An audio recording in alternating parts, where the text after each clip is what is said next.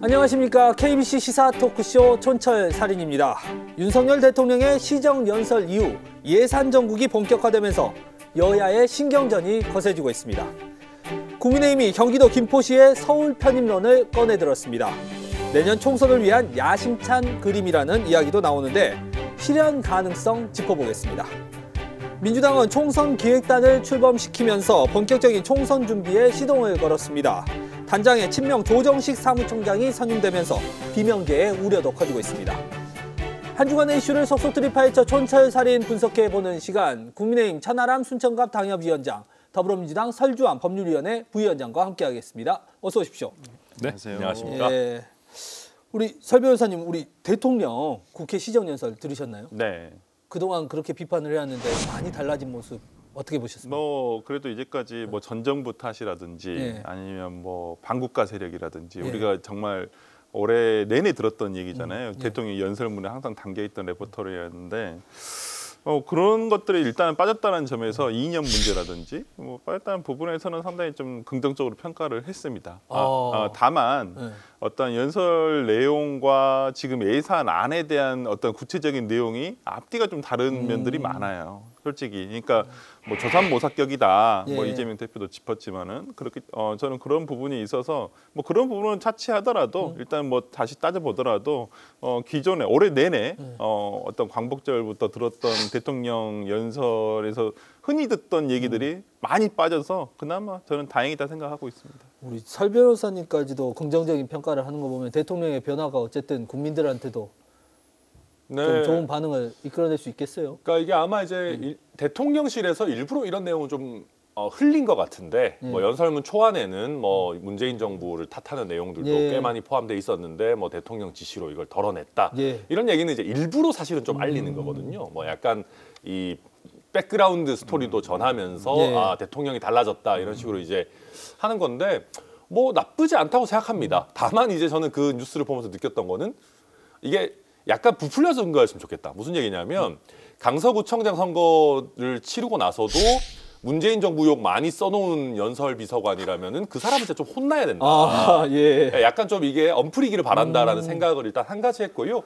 그 외에도 많은 장치들을 좀 넣었어요. 예를 들면 여당 대표보다 야당 대표를 더 먼저 호명하면서 존중하는 태도를 보인다든지 입장할 때와 퇴장할 때 거의 이재명 대표와 이렇게 인사하는 걸 굉장히 중점적으로 보여준다든지 이런 것들은 장치들은 좀 잘 넣었다. 저는 그렇게 보여지고 지금까지 보면은 우리가 이재명 대표는 사법 뭐랄까요 범죄자다라는 것 때문에 거의 약간 상종 안 하겠다라는 태도로 많이 비춰졌었는데 일단은 구속영장 이번에는 기각되고 했기 때문에 일단 그런 태도에 있어가지고 반전을 보여주겠다. 이건 잘 보여준 것 같습니다. 네. 그러니까 이번에 국회를 찾은 윤석열 대통령의 달라진 모습, 이거를 저희가 이제 첫 번째 주제로 가져와 봤는데요.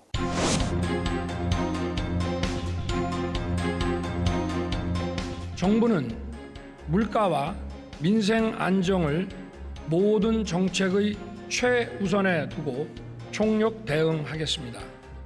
민생과 경제가 너무 어렵다는 말씀을 드렸습니다. 현장에 좀 더 천착하고 좀 정책이나 예산에 있어서 좀 대대적인 전환을 해주시면 좋겠다.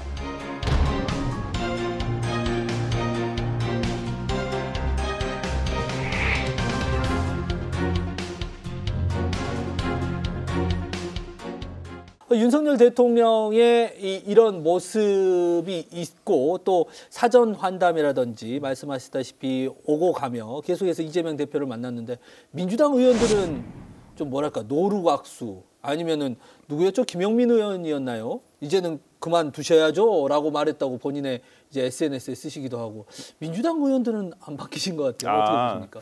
아니 저는 그래도 신사협정을 하지 않았습니까? 그리고 외부에서 로텐도 홀에서 피켓 시위는 침묵 시위를 이어갔습니다. 저는 야당 의원들 충분히 할 수 있는 내용이다. 정말 예. 저도 그런 생각을 해봤어요. 야, 언젠가 우리가 국회에서 정말 대통령이 시정 연설하러 오거나 국회에 연설하러 왔을 때 양 당의 국회의원들이 정말 이렇게 박수 쳐줄 수 있는 그럴 때가 언제 올까라는 좀 그렇게 정말 헛된 망상인지는 모르겠지만은 그런 네. 상상도 한번 해봤는데 네. 뭐 그렇더라도 이번에 저는 민주당에서도 어찌 보면 친묵 씨 그다음에 대통령에게 지금 어찌 보면 당연히 야당 의원으로서는 저는 피켓을 들면서 항의할 수 있다고 봅니다. 다만 소리치지 않고 그런 부분. 그렇지만은 뭐 저는 김용민 의원 같은 경우는 혼자 마스크 쓰고 계시더라고요. 예. 마스크 속에서 저는 근데 주변에서 들었다는 얘기는 없으셔서 아, 그 말을 한 걸요? 뭐 독백을 하신 건지 혼잣말을 하신 건지 엄청 모르겠습니다. 낮은 데시벨로 그래요? 네, 아주 이제 읍졸이신 건가요?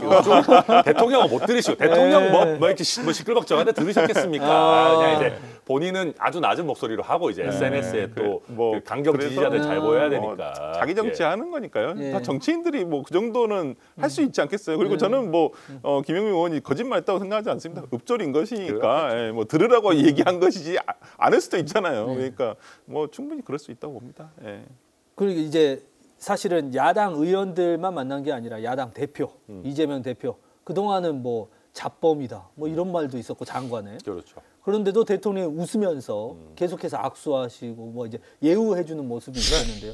이게 뭔가 바뀐 겁니까? 아니면 뭐 어떤 부분이 변화라고 봐야 됩니까? 일단은 조금 바뀐 것 같습니다. 이게 이제 실제로 어떤 부분으로 이어질지는 뭐 조금 봐야 되겠습니다만은 심지어는 이제 그 변화를 상징적으로 보여주는 장면이 이제 대통령이 퇴장하면서 이렇게 한 50도, 45도 정도로 인사를 했는데 그게 사실은 이제 보면 그냥 국회 전체를 대상으로 인사를 했는데 하필이면 그 바로 앞에 이재명 대표가 서 예. 있으셔가지고 굉장히 많은 언론에서 이제 그 사진만 그렇죠. 예. 그 사진만을 약간 딱 떼서 보면은 마치 대통령이 이재명 대표에게 굉장히 공손하게 인사를 하는 것처럼 프레임이 이렇게 잡혔더라고요. 그래서 뭐 그걸 가지고도 이제 보수 진영에서는 지지층에서는 아니 뭔 대통령이 이렇게 뭐 범죄자이든 예비 범죄자든 뭐 아무튼 보수 지지층에서 보기에는 인 사람에게 저렇게 공손하게 인사하고 이재명 대표는 저렇게 뻣뻣하게 서 있고 이게 말이 되냐라고 했지만 사실은 그런 상황은 아니었고 예. 근데 어쨌든지 간에 이게 화제가 되고 뭐 어쨌든 대통령이 변했다라고 나오고 이런 게 저는 대통령과 국민의힘 입장에서 나쁠 거는 하나도 없다. 특히 예산안 앞두고 어쨌든지 간에 지금 거대 야당의 협조를 얻어내야 될 거 아니겠습니까? 예. 그래서 그 사진 한 장이 그래도 보여주는 나름대로 이제 민주당 지지층한테도 아 뭐 어쨌든 국회나 뭐 이재명 대표를 존중하려고 하는구나라는 거 보여준 거니까 나쁠 거 없다고 봅니다.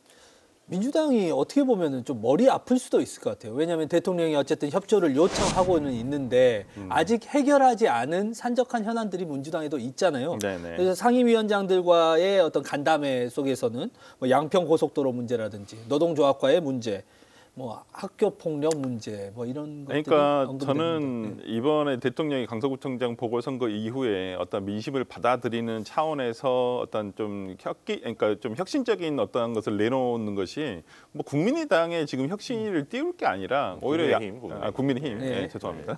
자꾸 당을 아니 바꾸시면 그러니까 안 안철수 됩니다. 대표가 거기 계셔가지고 예. 예.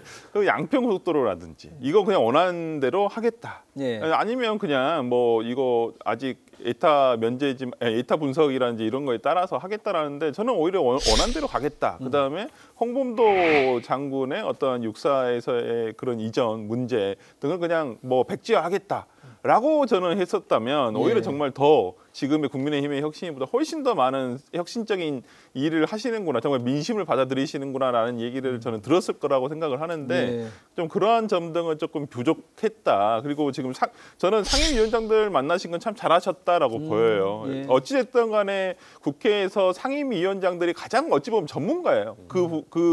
해당 상임위에서. 그리고 지금 현안에서 가장 많은 것들을 보고 듣고 또 본인이 진행도 하기 때문에 저는 많은 자료를 보기도 하고요. 예. 그렇기 때문에 저는 대통령께서 상임위원장들을 만나가지고 이런 얘기 들어보시는 게 참 좋은 일이다. 왜냐하면 용산의 참모진들은 다 뭐 좋은 얘기만 하지 않겠습니까? 아니면 뭐 대통령께서 혼잣말 많이 하시니까 좀 듣는 것도 많이 하시는 것이 좋다는 차원에서는 저는 상임위원장들 만난 것은 상당히 고무적이다. 네, 그렇게 생각합니다. 그러니까 저도 이거 상임위원장 간담회에 대해서도 김진표 의장이 이거 좀 정례화했으면 좋겠다라고 하셨는데 예. 저는 대통령이 매번 오시지 않더라도 하다못해 총리랑이라도 정례적으로 만나면 되게 좋을 것 같아요. 그러니까 예. 제가 이걸 보면서 약간 이상한 생각이 좀 다른 각도에서는 아 나도 국회에 들어가야 되겠다라고 생각을 한 게 확실히 자리가 사람을 만드는 게 있어요. 그러니까 우리가 봤을 때는 뭔 저런 인간들이 막 이런 사람들이라도 어쨌든 상임위원장이 되면은 거기 전문위원들도 있고 가장 최신의 정확한 정보들을 받아봅니다. 그렇죠. 예. 제가 상임위원장 간 다음에 전체 워딩을 쭉 보면서 아 어쨌든 제가 봐도 뭐 이런 인간이 상임위원장이 했던 사람들도 물론 도움을 받았겠지만 대통령 만난 자리니까 얼마나 정제된 워딩을 가지고 정확한 얘기를 했겠습니까? 그러니까 확실히 그래도 괜찮아요.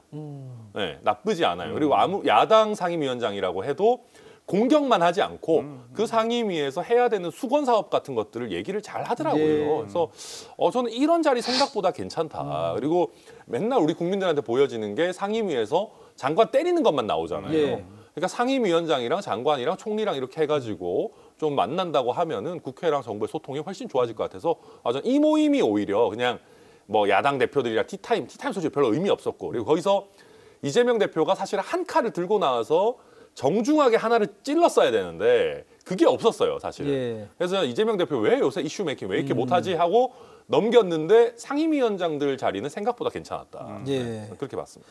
근데 이런 우리 천 위원장님께 질문을 하나 더 드리면 이런 대통령의 변화된 모습이 실제 어떤 예산이라든지 인사 문제 정책적으로 나와야 되잖아요. 네. 당장 예산을 한번 예를 들어보면 일단은 긴축 예산을 했습니다. 그렇죠. 그런데 민생을 지금 강조하고 있어요. 민생을 강조하다 보면 예산이 더 들 거 아닙니까?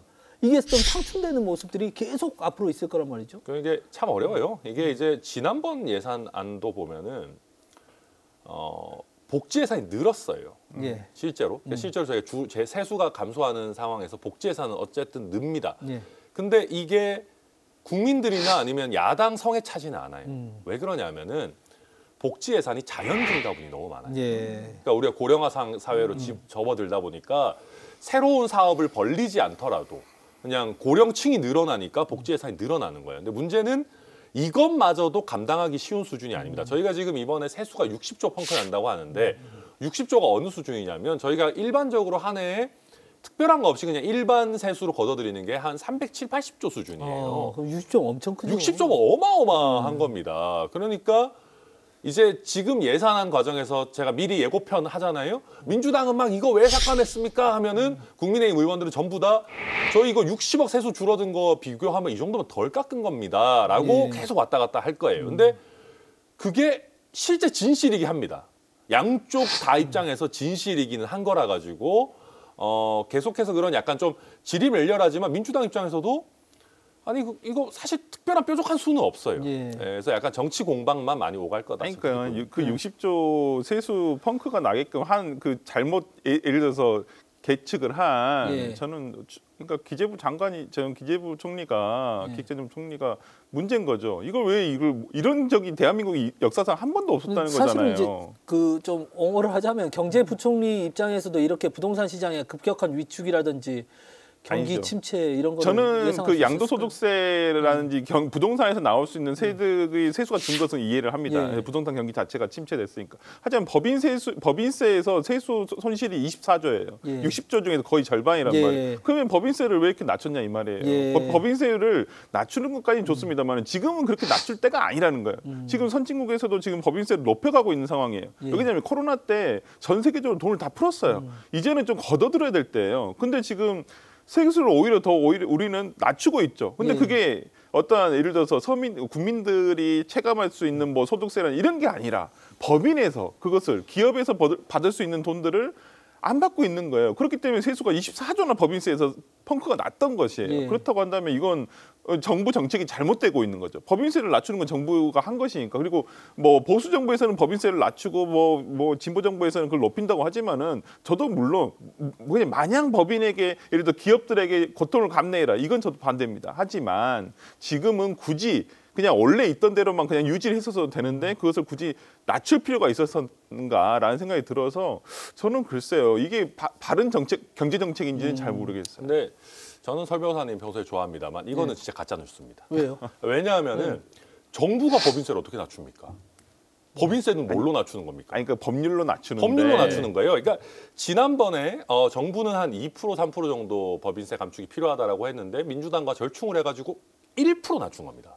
낮췄네요. 예, 25에서 24% 낮췄는데 그때 법인세 인하가 가장 필요하다고 얘기했던 게 누군지 압니까? 누구였죠? 민주당의 김진표 의장이었습니다. 어. 왜냐하면 김진표 의장이 이 어떤 얘기를 했냐면 우리나라가 인접하고 있는 뭐 싱가포르라든지 뭐 이런 국가들에 비해서 실제 법인세가 높다. 그리고 우리는 지방세도 법인세 따로 있잖아요. 2.5% 별개로 붙기 때문에 지금 OECD 평균에 비해서 너무 높고 그럼 홍콩이나 이런 데서 이탈하는 회사들을 잡아야 되는데 지금 법인세 수준으로는 한국이 투자 유치 경쟁력이 너무 낮다. 네. 법인세 낮춰야 된다. 제일 열심히 얘기했던 게 김진표 의장이었어요. 그리고 실제로 민주당은 뭐 법인세에 대해서 일관된 입장을 얘기한다라고 하는데 아닙니다. 법인세 인하를 가장 열심히 추진했던 게 노무현 정부였어요. 그때. 네. 그때 당시에 법인세 2% 낮추면서 후보 시절에 우리는 법인세 절대로 안 낮춘다라고 약속했던 노무현 대통령도 입장을 바꿨습니다. 왜냐하면 대통령이 되면 유턴 기업 잡든 아니면 외국 기업 유치하든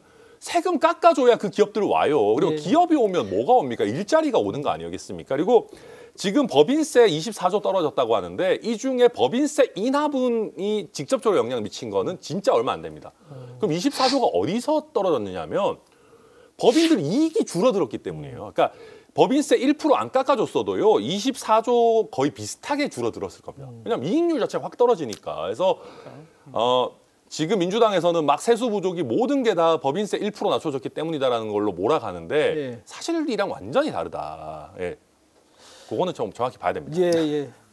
그 예산안 문제가 어쨌든 지금도 뜨거운데 12월 2일이잖아요. 법정 시한이. 네. 어떻게 맞출 수는 있을까요? 아, 지켜진 적이 있었나요? 아, 거의 없었죠. 오히려 12월 31일 뭐 이때도 기억이 나네요. 예. 그래서 아마 저는 이번에도 모르겠습니다. 지금의 분위기가 갑자기 좀 좋아진 부분은 있어서 예. 민주당도 가급적이면 12월 31일을 넘기지 않으려고 노력을 할 거라고 생각을 합니다만은 만약에 예를 들어서 지금 뭐 R&D 예산이라든지 이런 부분에 있어서 정부의 기조가 변하지 않는다면 네. 저는 민주당이 예산안에 도와줄 수가 없을 것이다. 뭐 가예산이나 아니면 뭐 준예산 사태도 각오를 해야 될 것이다 생각을 하고요. 뭐 그렇더라도 민주당으로서도 어떠한 정치적인 어떤 위험을 무릅쓰고 여기에 대해서 이걸 끝까지 뭐 반대하는 예. 어떤 모습을 보여주는 것도 약간 리스크가 있거든요. 이제 그리고 예산이 빨리 끝나야지 총선으로 넘어갑니다. 네. 이거 예산을 가지고 계속 올해를 넘겨버리면 그것도 민주당으로서는 상당히 뭐 지금 총선 준비도 해야 되는 상황이었기 때문에 저는 이런 부분에서 쉽지 않은 내용이긴 합니다만은.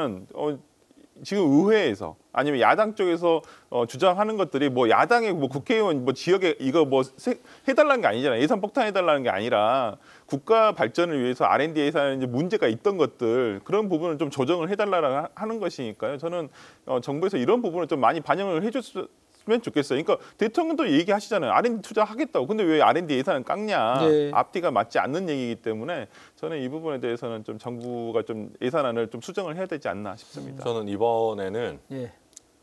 준예산 사태 무조건 등장한다. 1월 무조건 넘길 거라고 봅니다. 1월을 넘긴다고요? 네, 저는 무조건 1월 넘길 거라고 봅니다. 왜냐하면 제가 이제 여당 쪽 내지는 대통령실의 핵심 전략가라면 이번에 굳이 일찍 통과시켜야 될까라는 생각할 겁니다.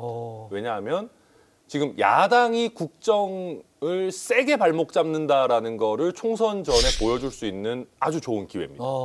그리고 실제로 야당도 쉽게 양보 못할 기회예요. 왜냐하면은 일단 개별 의원부터 그렇습니다. 개별 의원들부터 총선 앞두고 우리가 내 지역에 이거 뭔가 예산 가져왔다라고 해야 되는 마지막 찬스인데다가 근데 그런 와중에 전체 세수는 60조가 줄었어요. 네. 그러면 정부 쪽에서 이거 못 해주겠다는 것도 말이 되고 의원들도 지금 절박해요. 마지막으로 보여줘야 돼요. 그리고 민주당 입장에서도 한두 개 핵심 테마들이 있을 겁니다. 뭐 지역 화폐라든지 그런 거 우리도 쉽게 밀릴 수 없다라는 거 이재명 대표 체제 힘이 있다라는 거 보여줘야 돼요.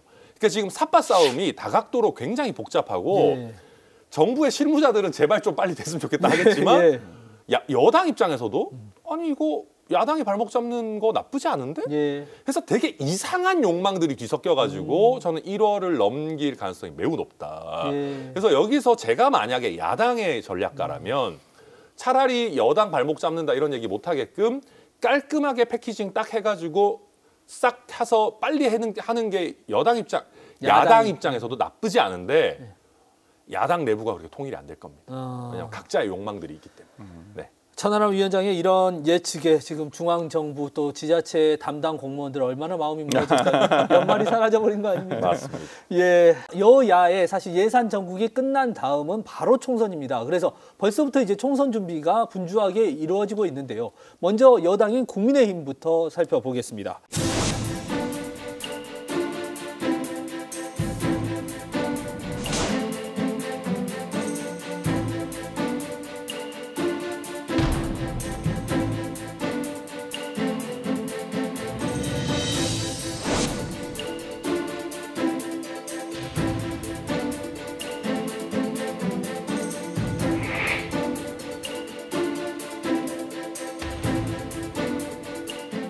국민의힘이 보궐선거가 끝난 뒤에 곧바로 메가 서울카드, 이른바 김포시를 서울로 편입하겠다라는 것을 월요일 날 발표를 했을 거예요. 월요일 날 발표했죠. 네네네. 그리고 그렇죠. 벌써 이제 특별법 추진을 이야기가 나와요. 네, TF 꾸리고 특별법 그냥 이거 의원 입법을 해야지 조금 신속하게 진행될 수 있는 방법이기 때문에 그게 아니라는 뭐 기사들도 많이 있고. 아니, 그러니까 그게 아닌 것 같은데 하여튼 지금 뭐 군부는 계속 짚히고 있는 것 같아요. 계속 띄우고 있는 상황이고 국민의힘에서 저는 이거 보면서 갑자기 고 박원순 시장의 캐치프레이즈 아이 서울유가 생각나더라고요. 아이 서울유가 서울의 그 캐치프레이즈였거든요. 박원순 시장 시절에. 그랬죠. 그러니까 나는 서울이다. 아니 너는 서울이다. 나와 너의 서울이다. 그러니까 나도 서울, 경기도 너도 서울. 이거거든요. 바로 이게 떠오르더라고요. 아이 서울유가. 그래서 야, 참 에이지력이 있으셨나라는 생각도 들고. 내가 너를 서울로 만들겠어. 약간 이런 느낌. 사실 이게 저희 웃으면서 이야기하지만 부동산 카페에서는 엄청 뜨거워요. 이게 뭐 2, 3억은 오를 거다. 뭐 아니 근데 저는 모르겠습니다. 이게 국민의힘이 지금 뭐 총선 전략인 것 같긴 해요. 수도권이 워낙 진짜 지리멸렬하고 뭐 인물도 없고 뭐 영남 스타 의원들 차출한다고 하는데도 뭐 별 시큰둥하고 그러니까 제가 봤을 때 뭔가 이게 지역에 있는데 모르겠어요. 근데 저는 우리가 이게 왜 나왔나를 우리가 먼저 봐봐야 돼요. 왜 나왔는지 이게 모르겠어요. 경기도 김동연 지사의 공약이었어요. 경기도 남북도를 분도를 하는 것이 지금 본인의 경향 있죠. 이게 기존의 경기도지사들은 다 반대했던 것들이에요. 아니면 찬성했다가 반대의 입장을 했던 카드여가지고 근데 이건 김동연 지사는 본인의 어떤 기득권을 내려놓고 이것을 나눠서 하자. 경기 북도의 발전을 위해서. 그러다 보니까 지금 김포가 그 사이에 끼었다는 거예요. 지형적으로. 북도가 갈지 남도가 갈지 8월 달까지도 정해지지 않아가지고. 그렇죠. 근데 이 부분에 대해서 만약에 국민의힘에서 이걸 계속 이렇게 들이밀어버리면 김동연 지사로서 이 정책을 철회할 수밖에 없어요. 아니 경기 남북도를 괜히 나누자 해가지고 지금 김포에 대해서 서울로 편입한 해 만에 지금 얘기가 나오고 그냥 놔두면 돼요. 전 놔두면 되거든요. 근데 그걸 굳이 저희가 국민의힘에서 정치적으로 이것을 이용한다고 한다면 저는 김동연 지사 입장에서도 이걸 굳이 맞설 필요가 없다. 아니면 더 강하게 추진해서 각을 세울 수도 있죠. 본인의 어떤 대권 후보로서의 어떤 이런 뭐 생각도 있고 정책도 있어야 되니까. 그래서 저는 그런 부분에서라면 지금 국민의힘이 어찌 보면 진짜 방해 아닌 방해를 하고 있다. 김동연 지사의 공약에 대해서. 그래서 지금 오히려 지금 약간 이 전말이 약간 바뀐 감이 없지 않아 있어요. 원래는 경기 남북도 분도가 할 것이냐 말 것이냐, 김포가 거기에 어디에 해당할 것이냐에 대한 문제만을 하는데 지리적으로 약간 떨어져는 있습니다만은 지금 뭐 지리적으로 그렇다고 김포가 섬입니까? 섬도 아닌데 저는 그런 부분에서 지금 이렇게 국민의힘에서 뭐 군부를 계속 떼고는 있습니다만은 저는 이것은 결말은 용두 삼위일 것이고. 저는 이거 생각나요. 갑자기 정말 그 윤석열 대통령 후보 시절에 7글자 공약 있잖아요. 여성가족부 폐지. 이것과 똑같은 저는 수순을 밟을 것이다. 결국 되지 않을 것이다. 근데 제가 민주당한테 컨설팅 해드릴 건 아니지만 경기 남북도 대 메가 서울이면은 메가 서울이 이겨요. 그러니까 이거를 지금 프레임을 경기 남북도로 잡으시면은 망할 겁니다. 왜냐하면은 그렇게 잡으면 고향 같은 데들이 흔들려요. 왜냐하면 고향은 경기 북도가 하고 싶지 않아요. 그러니까 경기 북도가 되면 고향이 다 먹여 살려야 돼요, 진짜로. 그러니까 북도가, 북도가 아무래도 상대적으로 재정 자립도가 떨어지는 접경 지역들이 많기 때문에 지금 그래서 제일 먼저 이게 나오고 나서 고향 쪽 당협위원장들이 국민의힘에서 고향도 넣어줘라고 얘기가 예. 제일 먼저 나온 게 바로 그것 때문입니다. 예. 그래서 그러니까 경기 남도는 상대적으로 뭐 판교 같은 데는 지금도 이미 뭐 살기 좋고 뭐 서울 판교든 뭐 지금 판교든 뭐 괜찮아요. 근데 북도 쪽은 생각이 달라요. 그래서 이거는 민주당에서 한번 잘 생각해봐야 되는 프레임이다라고 생각하고 다만 다시 좀 정치적으로 돌아가서 제가 봐도 이게 약간 좀 가볍게 소비할 만한 주제는 아니고 정치적으로 튀어나온 거는 맞다고 생각합니다. 근데 어쨌든 정책적인 내용이 포함되어 있는 논쟁이라는 점에서 지금까지 했던 뭐 쓸데없는 무슨 홍범도 장군 이런 거보다는 100배 낫다. 다만 이거를 메가 서울만 얘기하면은 저부터 화낼 것 같아요. 지역 당협위원장으로서. 그렇죠. 왜냐하면 저는 홍준표 시장 평소에 막 티격태격도 하지만 이번에 제일 잘 짚어낸 게 그거예요. 부산은 어떡할 거며 부울경 메가시티는 어떡할 거며 대구 경북 통합론, 광주 전남 통합론은 어떡할 거며 갑자기 메가 서울만 띄우면 어쩌자는 거냐.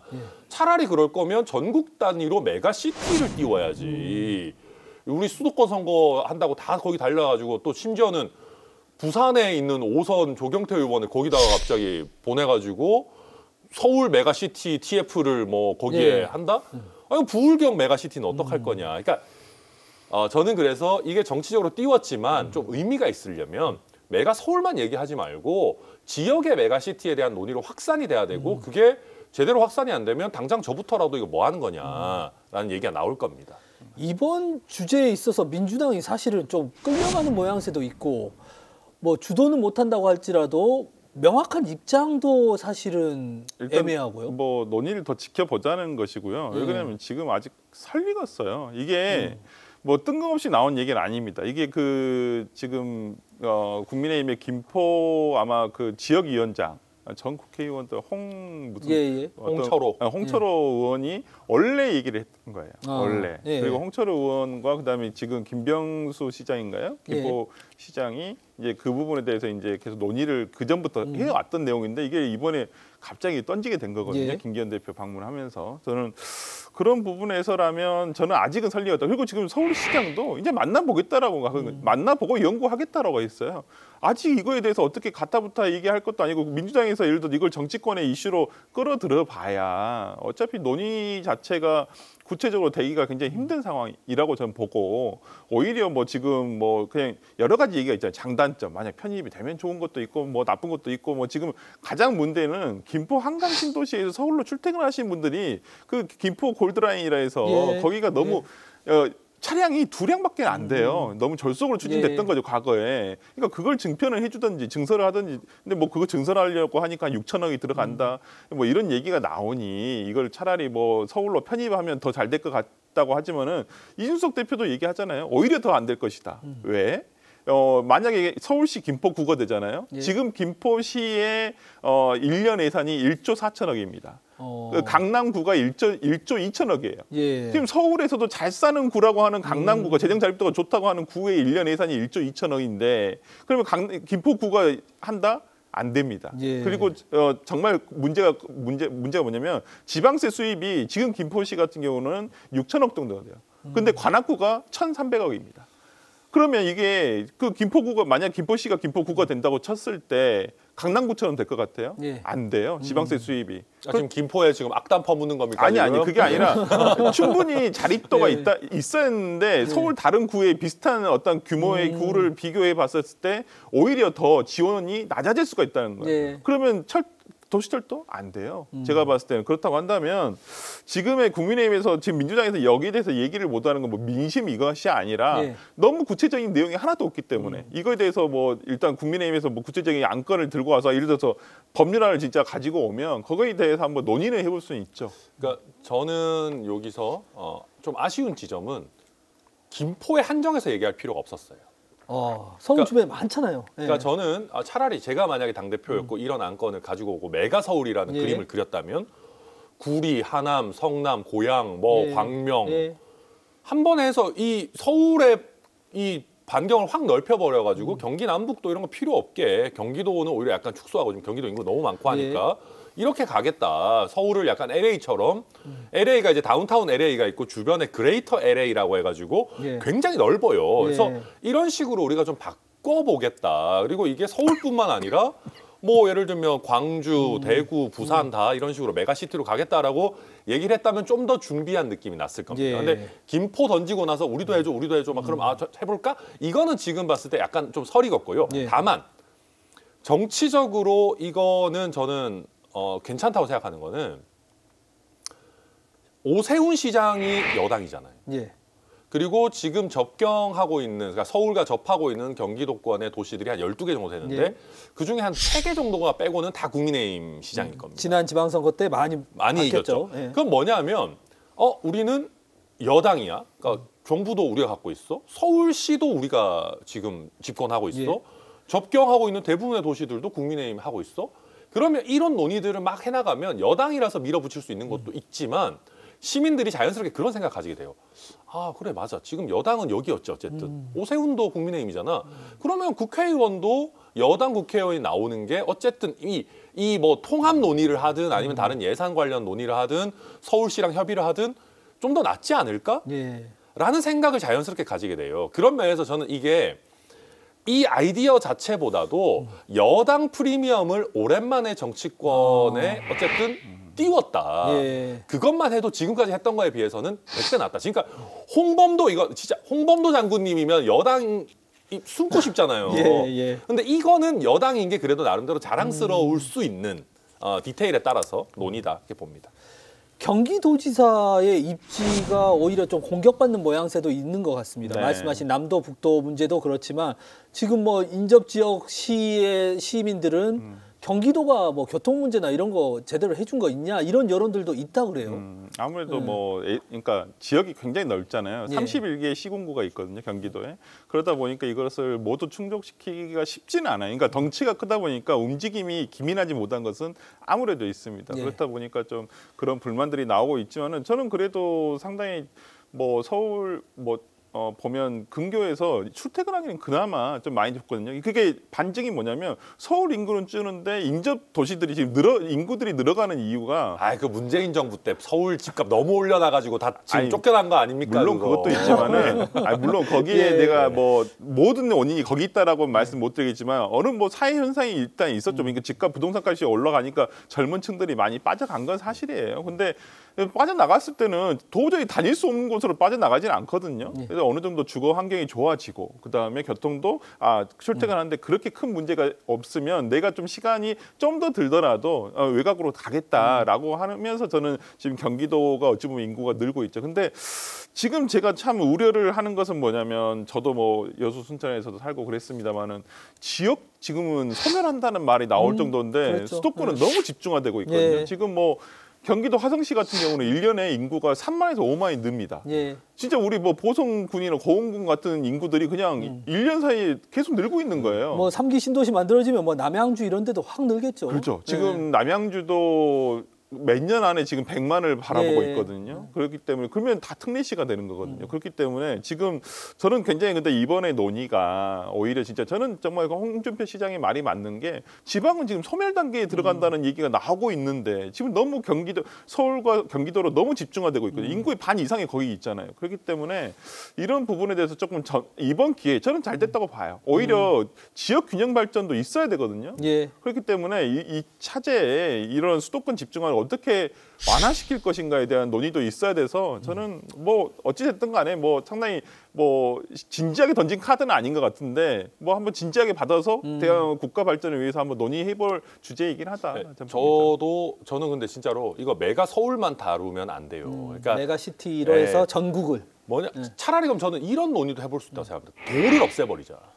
그러니까 아예 저는 진짜로 담대하게 주장을 던질 거면 우리 무슨 조선시대도 아니고 언제까지 팔도 뭐 할 거냐. 그럼 차라리 지역 거점 도시별로 뭐 예를 들면 약간 뭐 한 100만 정도 사이즈의 도시로 재편하자든지 아니면 좀 더 크게 엮어서 메가시티가 있고 그러니까 메가시티 그다음에 한 100만 정도의 도시들 이런 식으로 우리가 다시 짤 수 있어요. 그러니까 이게 우리가 기초, 광역, 뭐 중앙정부 꼭 이런 3단계를 거쳐야 되는 게 아니고 지금 특례시들도 보면 다 100만 단위로 묶고 있지 않습니까?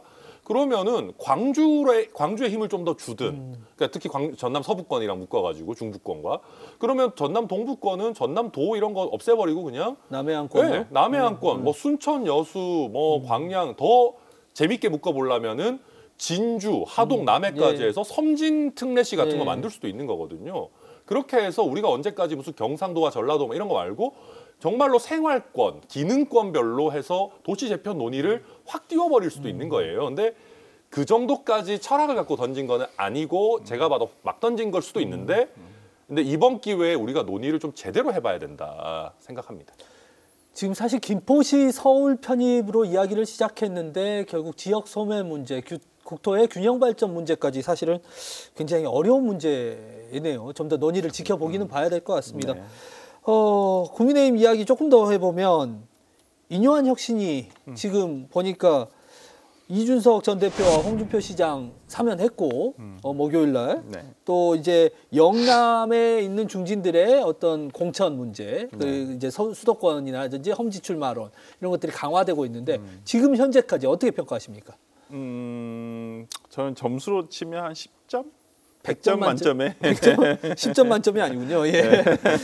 왜 그렇게 짜게 해주세요? 그러니까 뭐 대사면이라는 표현보다는 어째 뭐 징계 취소, 징계 해제가 되겠죠. 근데 이게 뭐 당사자들은 굉장히 반발하고 있잖아요. 예. 정말 홍준표 시장은 진짜 거친 말을 쏟아내면서 정말 니들끼리 잘해봐라. 예. 뭐 그런 식으로까지 나오고 있어서 그리고 이준석 전 대표 같은 경우는 아니 이게 왜 원인을 여기다 짚느냐. 그러니까 혁신위가 발족을 하게 된 게 강서구청장 보궐선거의 민심에 따라서 지금 이렇게 만들어진 거잖아요. 그러면 뭐가 바뀌어야 된다고 생각해요? 민심은 대통령이 바뀌어야 한다 얘기를 하는 거예요. 근데 지금 보면 국민의 당만 바꾸려고 하고 있어요. 예. 오히려 이 혁신은 저는 대통령의 뜻에 따른 공천 물갈이, 영남 공천 물갈이를 하기 위한 뭐 대사면은 저는 포장이라고 보고요. 네. 어찌 보면 그냥 앞에 세운 저는 포장이라고 보고 영남 공천 개혁이 아니라 영남 그 물갈이죠. 왜냐하면 지금 용산에서 내려보내는 사람들이 있어야 돼요. 예. 그 사람들이 갈 자리가 필요해요. 근데 그 부분 우리가 한 달 전인가 어떤 그 무슨 리스트를 봤잖아요. 예. 보면 무슨 뭐 용산에서 뭐 누구 출마 예정자가 30명에서 40명이 되는데 대다수가 출마 예정지가 TK, PK입니다. 간혹 수도권 한 분, 수도권 몇 분 있고 중부권에 몇 분 있고 그러는데 대다수는 저쪽이에요. 그럼 거기에 가야 되는데 거기 있는 의원들 어떻게 물갈이해요? 이런 식으로 혁신위를 띄워가지고 아주 좋잖아요. 이거 공천 개혁이다.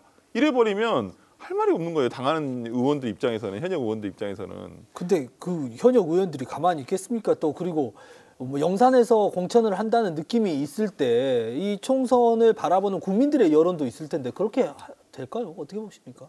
늘 설마 하면 되더라고요. 그러니까 옛날에 이제 박근혜 정부 때도 보면은 그 옥새 들고 나르샤 김무성 대표가 할 때 그때라고 그런 우려가 없었던 건 아니에요. 근데 이제 그때는 지지율이 괜찮기 때문에 오히려 만용을 좀 부렸던 부분이 있고 지금은 상황은 좀 다릅니다만은 그래도 그거를 하고 싶어 해요. 네, 하고 싶어 하고 또 대통령 본인도 자기랑 뜻이 맞는 사람들로 원내가 구성되면 좋겠다라는 게 있지만 본인의 의사보다도 대통령에게 붙어가지고 과잉 충성했던 사람들은 그 떡고물 못 먹으면 되게 내가 지금까지 왜 이 짓을 했던 거지? 약간 이렇게 되거든요. 그러니까 다들 필사적인 거예요. 그래서 밀어내기 제일 좋은 게 그래서 말씀하셨지만 중진이에요. 특히 그중에서도 영남. 해먹을 만큼 해먹은 거 아닙니까라고 해서 명분 만들기도 쉽고 이제 우리가 치고 들어갔게 했는데 근데 이번에의 리스크는 대통령 지지율이 대구 경북이나 부산 경남에서도 그렇게까지 좋지 않아요. 그러면 이분들이 무소속 연대나 아니면 어디 뭐 신당이 생기면 신당에 우리 가버릴래 해서 붙어보겠다라고 하면 질 수 있습니다. 지역구에서는 지역구에서. 그래서 지금 아마 저는 김포 뭐 이런 얘기도 나오고 막 앞으로도 굉장히 여러 가지 정책들이 나올 건데 그거의 핵심은 무소속이 대구 경북이나 뭐 부산 경남에서 반란표가 나오지 않도록 그 역할도 저는 굉장히 클 거라고 봅니다. 수도권 표심에 어필하는 척하지만 전국 주도권을 갖고 가면서 오히려는 텃밭을 지키겠다라고 하는 계산들도 앞으로는 되게 심해질 거다. 아마 영남에 있는 현역 의원들은 조용하면 더 불안할걸요. 이게 시끌시끌하고 이게 그러면 오히려 이걸 밀어내기가 굉장히 어려워요.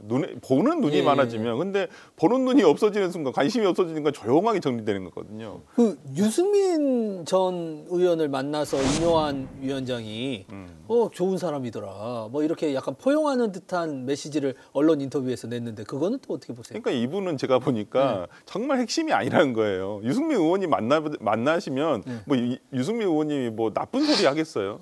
서로 만났는데. 네. 처음 보는데 네. 당연히 좋은 말 많이 해주실 거고 당에 걱정되는 말 많이 하죠. 이제까지 뭐 안 했나요? 유승민 의원 방송에서 맨날 이렇게 대통령이 바뀌셔야 되고 이거 계속 얘기했잖아요. 네. 그걸 뭐 처음 들었겠어요. 근데 제가 봤을 때는 오히려 그런 얘기들을 이제까지도 들으면서 바뀌지 않았던 것인데 이뇨한 혁신위원장이 뭐 만났다 해서 유승민 의원이 뭐 본인 입장에서는 뭐 남아 줄 것처럼 얘기하더라 뭐 이런 식으로 얘기를 하던데 저는 전혀 아니다. 이게 이분이 참 정치를 참 모르는구나. 그럼 당연히 유승민 의원도 본인의 어떤 정치적인 입지가 있고 방향이 있는데 거기서야 그냥 뭐 립 서비스 정도로 저는 해줬다고 저는 보고요. 뭐 어찌됐든 간에 뭐 혁신위의 내용 저는 혁신위에 기대되는 게 별로 없어요. 이 방향이나 뭐 저는 결국에 본인들이 하고 싶은 건 그냥 영남물갈이다. 그러니까 제가 말씀드렸잖아요. 이뇨한 위원장 위에 김한길 위에 대통령. 그렇기 예. 때문에 저는 지금의 어떤 혁신위원장이 가는 것은 그러니까 수렴청장이 하는 거예요. 용산에서의 수렴청장 역할을 지금 혁신이라는 어떤 기구를 통해서 정리하려는 것이다. 저는 그렇게 봅니다. 일단 어찌됐든 유승민 전 의원을 만난 거는 성과긴 성과입니다. 예. 그러니까 저는 유승민 의원이 왜 만났지? 예. 그거 좀 되게 의아했거든요. 예. 아까 제 추측으로는 저도 확인해 보진 않았는데 아마 하태경 의원이 중간에서 좀 부탁을 했다든지 역할을 하지 않았을까 예. 예상을 하고요. 하태경 의원이 이준석 전 대표한테도 인유한 위원장 좀 만나면 어떻겠냐라고 제안했다고 해요. 예. 이준석 대표가 공개적으로 밝혔는데 본인은 뭐 거절했다라고 하고. 근데 제가 이제 유승민, 이준석 이런 분들을 보면 느끼는 게 사석에서 얘기하는 거랑 방송에서 얘기하는 게 거의 비슷합니다. 맞아요. 저도 그렇습니다, 사실은. 예. 다른 분들은 그럼 다른가요? 다른 분들도 있죠. 앞뒤가 다른 분들 되게 많습니다. 예.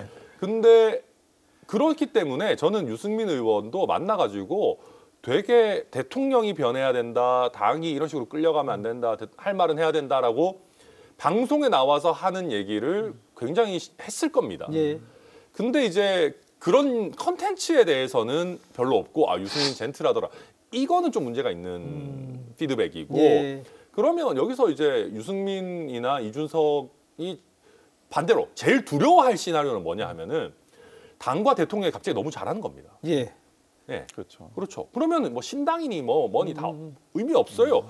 진짜로 아까 말씀하셨지만 홍범도 장군 가지고 헛소리했던 거 다 바로 잡고 뭐 예를 들면 양평 고속도로가 됐든 뭐 이런저런 뭐 최상병 건이 됐든 국민들 눈높이에 봤을 때 지금 정부가 잘못 가고 있어라고 하는 것들을 저는 유승민 의원이 사석에서도 얘기했을 거라고 봐요. 예. 그럼 그거를 제대로 받아가지고 제대로 바로 잡으면은 역설적으로 유승민, 이준석은 당연히 당에 남을 수밖에 없습니다. 그거를 해야 되는데, 그러니까 방향성의 전환을 해야 되는데 그게 아니라 우리 손잡고 뭐 차 마셨어요, 친해요. 어림도 없는 소리입니다. 예. 친한 게 중요한 게 아니고 명분을 없애야 돼요. 명분을 없애려면 잘하면 되는 겁니다. 예. 알겠습니다. 민주당도 한번 가보겠습니다. 민주당이 이제 총선 기획단을 발족을 했습니다. 단장에는 조정식 사무총장이 임명이 됐어요. 네, 뭐 사무총장이 아무래도 총선에 실권을 쥐고 하기 때문에 네. 뭐 예상됐던 대로 총선 기획단장을 하신 것 같고요. 뭐 근데 비명들이 엄청 그거에 대해서 불안해했거든요. 공천 학살을 위한. 뭐 이게 이제 뭐 항상 민주당에서 이 뭐 공천 학살이라든지 어떤 이런 뭐 내려꽂기 뭐 전략 이런 거에 나올 때 항상 하는 말이 있죠. 시스템 공천입니다, 우리는. 시스템 이렇게. 공천 아닌 것 같은데. 근데 시스템은 시스템인데, 네. 뭐 국민의힘도 시스템은 있죠. 공천 예. 시스템 당연히 있으니까 있는데. 그게 그 시스템이란 것은 권리당원 50, 일반 여론조사 50을 얘기하는 것이고요. 예. 그 전에 갈 길이 많아요. 뭐 면접, 컷오프도 있고, 네. 뭐 서류 심사도 있고, 네. 뭐 예를 들어 가점, 감점, 뭐 현역 의원에 대한 어떤 평가 이런 것들이 있기 때문에 거기서는 공개되지 않습니다. 예. 그러니까 그건 뭐 일반 국민들도 모르고요, 당원들도 모르는데 그렇기 때문에 이런 부분에 있어서 어떤 뭐 보이지 않는 손이 작용하는 것은 아니겠느냐라는 예. 우려를 아무래도 하는 것이죠. 공천 뭐 이건 뭐 비단 이번뿐만 아니라 매번 공천 시즌마다 있었어요. 총선 때에는. 예. 그렇기 때문에 했는데 어찌 됐든 간에 저도 면면들을 봤습니다만 뭐 저 잘 아시는 분도 계시고 뭐 좀 의아하신 분도 계시고 뭐 어떤 예전에 과거에 이런 총선 기획 어떤 실무를 봤던 분의 표현을 빌리자면 야 여기서 총선을 아는 사람이 누가 있다고 선거를 아는 사람이 누가 있다고 약간 그런 식으로도 말씀을 하시더라고요. 그래서 뭐 이런 분들에 대해서 이제 이분들이 앞으로 이제 어떠한 방향으로 가실지 이런 일단은 뭐 상당히 중요한 역할이죠. 밑그림을 그리고 어떻게 할 것인가에 대한 것을 해야 되기 때문에 저는 뭐 그래도 기대는 해봅니다. 네. 지금 입지자들, 민주당 입지자들을 쭉 보면 서로 이재명 대표와 좀 친하다. 난 이재명 대표가 경기도에서 일했다. 지난 대선 때 나 캠프에서 무슨 일을 했다. 이런 걸 홍보하면서 다니거든요. 그렇죠. 심지어 비명으로 알고 있는 분조차도. 약간 거짓말들을 하고 있는 분들도 있죠. 예. 예. 그래서 이제 이재명 마케팅이라고 그러는데 이거를 좀 당에서 막으려고 하는 움직임도 있는 것 같고 어떻게 보십니까? 제가 사실 지난번 지방선거 때 국민의힘 중앙당 공천관리위원이었거든요. 예. 그때도 저희도 똑같은 걸 했어요. 왜냐하면은 저희가 이제 미리 여론조사 돌릴 때 대표 경력 한두 개 봤잖아요. 예. 천편일률적으로 윤석열 캠프에 뭐 다 뭐 윤석열 뭐 왜냐면 그때만 해도 대통령 인기가 어마어마했고 막 하니까 그래서 저희가 그때 저희도 비슷하게 윤석열 마케팅을 좀 막자 해서 이름 쓰는 거라도 좀 막자 이런 논의들을 했는데 또 그렇게 하면은 출마자들이 또 기가 막힌 꼼수들을 또 가져와요. 예. 이재명이라는 이름은 안 써고 뭐 윤석열의 이름 안 써도 누가 봐도 그런 식으로 유추할 수 있는 것들을 연상되게? 예. 뭐 예를 들면 아마 그런 식으로 할 겁니다. 2023년 당대표 특보 뭐 이런 식으로. 예. 그러니까 이재명이라는 이름을 빼더라도 그래서 이게 뭐 완전히 막을 수 있는 것은 아닐 거고 오히려 제가 봤을 때 막아야 되는 거는 설 변호사님 잘 지적해 주셨지만 그 비명 감별사 노릇하는 분들을 막아야 돼요. 그러니까 이제 예를 들면 이재명이란 이름을 못 쓰게 해요. 근데 거기 당대표 특보 출신의 막 친명 원외위원장 뭐 페이스북 같은데 정청래 의원이 가서 아 여기는 완전 우리 사람이죠 이런 거 하나 남겨주면 또 우르르 간단 말입니다. 그러니까 그런 것들을 막아야 되는데 지난주에 말씀하셨다시피 쉽게 어려울 거다. 예. 자, 그 민주당 입장에서는 지금 해야 될 일들이 많습니다. 저희가 첫 번째 주제로 윤석열 대통령이 바뀌었다라는 것을 이야기를 했었는데 사실 그렇다면 정책에서 어떻게 이제 민주당이 해나갈지도 관심입니다. 11월에는 아무래도 일단 그 기존에 했던 일특검 4국조에 대해서도 우리 논의를 시작을 해봐야 될 것 같고요. 그 다음에 엊그저께 이제 홍익표 원내대표가 나와서 얘기를 한 것도 있습니다만은 지금 국무위원에 대한 탄핵이라든지 뭐 해임 건의 뭐 이런 부분에 대해서 조금 논의를 해봐야 될 것 같습니다. 그러니까 뭐 특히 뭐 한동훈 장관이라든지 한동훈 장관을 포함해서 기존의 어떤 국무위원으로 상당히 부적절한 그러니까 국무위원으로서 잘못한 부분들 뭐 그전에 뭐 논란이 됐던 거 말고 이런 부분들에 대해서 각 국무위원들 뭐 포괄적으로 한번 지금 포섭을 해놓고 있습니다. 단 이런 것들이 이제 뭐 탄핵의 요건에 해당하고 그걸 무조건 한다 이렇게 뭐 지금 이렇게 답을 정해놓고 하기보다는 지금 어떠한 것들 잘못했고 이러한 부분은 충분히 탄핵을 우리가 제기를 해서 소추를 해서 판단을 받아보자 이런 건 필요하거든요. 특히 저는 그런 부분에서 상당히 이게 의회의 견제 기능이에요. 이게 뭐 다수당의 행포다 이렇게 얘기하실 수도 있겠지만은 지금 민주당이 할 수 있는 게 없지 않습니까? 국무위원에 대해서 뭐 인사청문회 해봐야 뭐 합니까? 다 통과시켜버리고 그렇다고 한다면 국무위원 그래 너가 됐으니까 임명됐으니까 국무위원으로서 잘못한 것은 우리가 짚겠다. 뭐 이게 탄핵 소추를 통해서 예를 들어서 헌재에서 무슨 기각이 될지라도 그래도 이거 판단은 받아봐야죠. 근데 왜 이런 부분에 있어서는 좀 견제 기능 차원에서라도 저는 논의를 해봐야 한다고 보고요. 뭐 11월 달에 뭐 조금 바쁩니다. 민주당도 바쁘고 지금 국민의힘도 바쁘고 지금 뭐 계속 뭐 아까도 얘기를 했지만 우리가 김포 관련한 문제라든지 이것도 한번 좀 지켜봐야 되고 지금 당내에서도 논의가 이제 되고 있는 상황이에요. 이제 국민의힘이 갑자기 꺼내든 카드라서 그리고 일특검 사국조에 대해서도 추진을 해야 한다는 것은 뭐 변함이 없고요. 이 부분에 대해서는 실시를 해서 아니면 정말 여당이 변했다는 걸 보여주시려면 여기 부분에 대해서 어느 정도는 좀 이렇게 합의를 해주셨으면 좋겠다라는 생각이 있어요. 그러니까 뭐 다는 아닐 수도 있고 아니면 각 사안별에 있어서 국민의힘에서도 요구한 사항이 있을 거라고 좀 보여요. 그런 논의를 해보자는 것이거든요. 일방적으로 하겠다는 얘기가 아니에요. 민주당에서도. 논란이 되는 법안은 어떡합니까? 그 노란봉투법, 그 원청과 하청의 문제를 다루는 뭐 이런 문제라든지 아니면 방송 3법 뭐 여러 가지가 있는데. 네, 그 부분은 민주당으로서는 기본적으로 추진을 해야 된다라는 입장을 가지고 있어요. 근데 네. 다만 여기 대해서 뭐 일방적으로 추진 또 뭐 통과시키면 또 거부권 행사하고 근데 이게 그러니까 전략적인 모습도 있습니다. 지금 민주당으로서는 어찌 총선 전략 중에 하나가 우리에게 대통령의 거부권을 예를 들어서 무효화할 수 있는 예. 200석을 가져올 수 있도록 해주십시오라고 할 수도 있는 거예요. 그러니까 아니 대통령이 이렇게 의회의 권리를 다 무시한다. 아니 뭐 통과시키면 다 거부권하고 그렇기 때문에 저는 이 부분에 대해서는 뭐 물론 나눠질 수 있습니다. 그러니까 국민의힘이 여기에 대해서 논의 장으로 들어와야 돼요.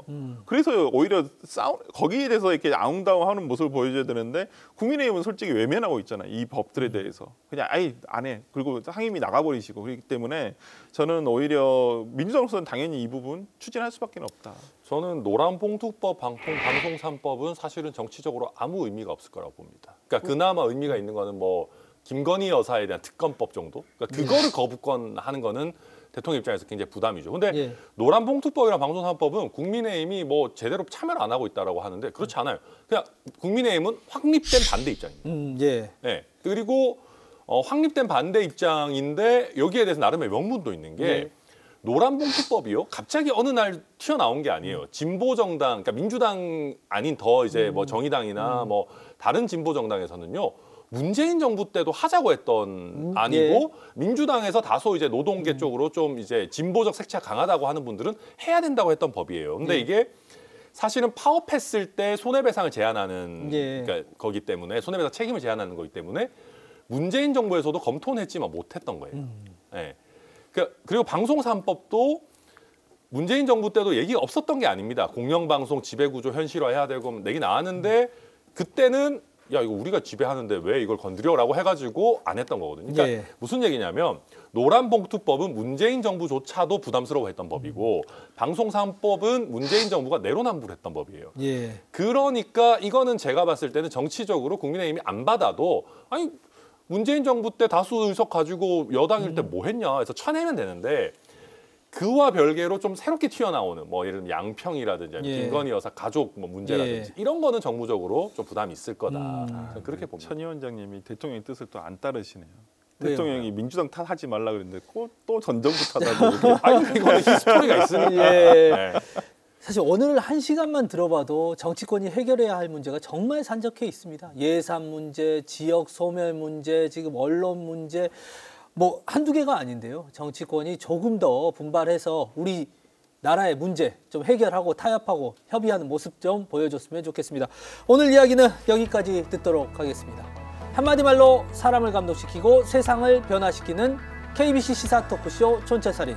이번 주 여기서 마칩니다. 시청해주신 여러분 고맙습니다. 두 분 감사합니다.